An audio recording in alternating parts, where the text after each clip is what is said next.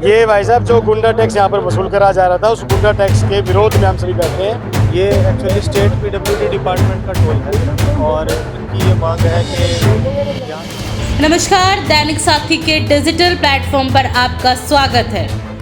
ये तस्वीरें हैं कोसली कनीना मार्ग स्थित गांव गुज्जरवास की। जी हाँ, जहां पीडब्ल्यूडी द्वारा लगाए गए टोल नाके को लेकर स्थानीय लोगों में गुस्सा दिन प्रतिदिन बढ़ता जा रहा है और जनता लामबंद होने लगी है। जी हाँ, और आपको बता दें कि इसे हटवाने के लिए निकटवर्ती गांव के लोगों ने टोल माफ कराने को लेकर आज प्राइवेट स्कूल एसोसिएशन के साथ मिलकर सांकेतिक धरना दिया। ग्रामीणों का आरोप है कि यह टोल अवैध रूप से कमर्शियल वाहनों से टैक्स वसूल रहा है, जिनमें आसपास के निजी स्कूलों की बसें हैं और स्कूल बसें कमर्शियल नहीं होती, इसीलिए इन पर टोल नहीं लगाना चाहिए। जी हाँ, और इसीलिए इन्होंने प्रशासन को चेतावनी भरे लहजे में कहा कि यदि अब भी इनकी बात नहीं मानी गई तो कल फिर जिला उपायुक्त को ज्ञापन सौंपकर अपने प्रदर्शन को और बड़ा करने पर विवश होंगे।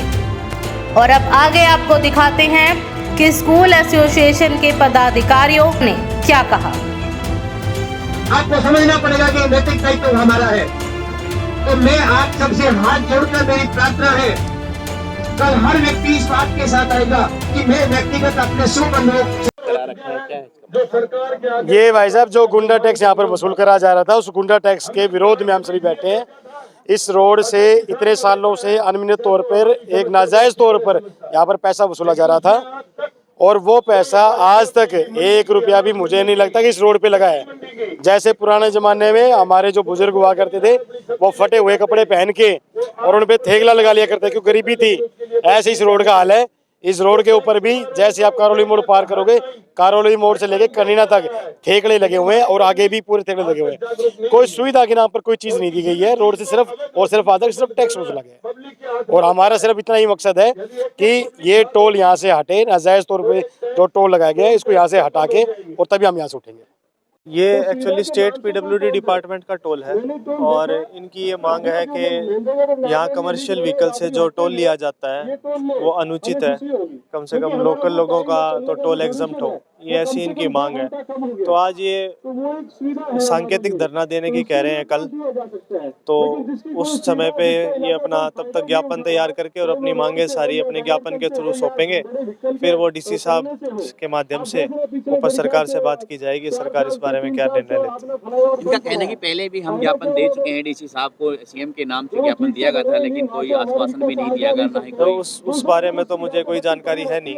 अब ड्यूटी मजिस्ट्रेट हैं यहाँ पर, तो हाँ, तो मुझे तो आज ही तैनात किया गया था कि जब मैं जाऊं और इनकी समस्याएं सुनूं। तो ये जो बात इनसे हुई थी वो मैंने आपको बताया। अगर ये लोग लंबे समय से धरने पे बैठे हैं तो प्रशासन को नुकसान भी हो रहा है। नुकसान देखो, प्रशासन तो जनता की सेवा के लिए है, तो हम चाहेंगे कि किसी को परेशानी ना हो। इनकी भी जो जायज़ मांगे हैं वो सरकार के सामने रखी जाएंगी। हम तो एक माध्यम है इनकी मांगे आगे रखने के लिए। ओके, धरने पे बैठे हैं, क्या कारण है? सभी स्कूल के जो चेयरमैन वगैरह हैं वो सभी बैठे हुए हैं, क्या है इसका कारण? कब तक आप लोग धरने पे बैठे रहेंगे? असल में धरने पर बैठने के लिए हमें मजबूर होना पड़ा है। हमने लगभग 10 दिन पहले डीसी साहब से अपनी बात रखी थी कि कोसली कनीना रोड पर जो टोल सरकार ने स्थापित किया है, नहीं पता ये लीगल है इलीगल है, लेकिन जो भी है, निजी स्कूलों की जो बसें जाती हैं वो कोई कॉमर्शियल नहीं है। हमारी बसों में टोल को माफ़ किया जाए।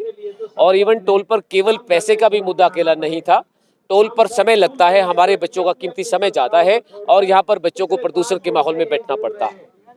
जब हमारी बात को नहीं माना गया, हमने उपायुक्त महोदय से गुजारिश की और हमारे मुख्यमंत्री खट्टर साहब के नाम से ज्ञापन सौंपा और हमने इंतजार किया कि हमें उपायुक्त महोदय हमारी बात को सुनने के बाद हमें बुलाएंगे या प्रशासन या सरकार हमें मौका देगी हमारी बात को रखने का। जब ऐसा नहीं हुआ तो स्कूल समाज ने इस बात का फैसला लिया कि हमें अपनी बात को सरकार के कानों में पहुंचाने के लिए धरने प्रदर्शन का सहायता लेनी पड़ेगी। कब तक आप धरने पे बैठे रहेंगे? अभी हमारा धरना जो है वो कल का धरना रहेगा। इसके बाद यदि सरकार को समय दिया जाएगा और समय रहते सरकार यदि नहीं चेती और हमारी इस बात को स्वीकार नहीं किया तो ये धरना निरंतर एक लंबे समय तक ये धरना चलेगा और हम अपनी मांगों को नहीं माने जाने तक इस धरने पर बैठेंगे। क्या नाम है, क्यों आप यहाँ बैठे हैं रोड के ऊपर, क्या है? मैं श्री भगवान chairman RPS public school Kosli से हूँ। यहाँ पे हम टोल टैक्स के विरुद्ध में बैठे हैं। जो टोल टैक्स लगाया हुआ है इस रोड पे, कनीना नाड़ रोड पे, ये अवैध है। पीडब्ल्यूडी डिपार्टमेंट ने अपने पैसे कमाने के लिए अवैध रूप से इसको लगाया हुआ है। आम आदमी यहाँ से गुजरता है, एक गरीब आदमी पिकअप लेके यहाँ से जाता है, 400 रुपये किराया होता है, 200 रुपये उसका टोल हो जाता है, 200 रुपये उसका डीजल हो जाता है। तो वो आदमी कहाँ जाए? ये सब्जी बेचने वाला कॉमर्शियल गाड़ी लेके जाता है, शाम को 200, 250, 300 रुपये दिहाड़ी बना के आता है और ये उसको लूट लेते हैं। वो 4 बजे जाता है, 5 बजे जाता है, 6 बजे जाता है।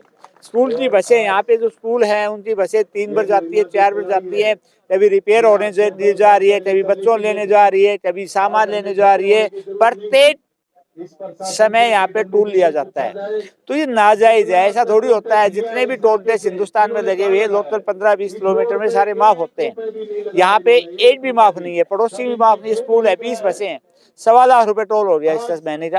आप बताओ कैसे दिया जाएगा? ये पीडब्ल्यूडी डिपार्टमेंट ने अपनी कमाई के लिए, प्रशासन ने अपनी कमाई के लिए अपना लगा दिया नाजायज रूप से। फैसिलिटी कोई है नहीं इस रोड पे, आप चले जाओ सारा टूटा पड़ा है। फैसिलिटी नाम की चीज नहीं है यहाँ पे और ये टूटा पड़ा है।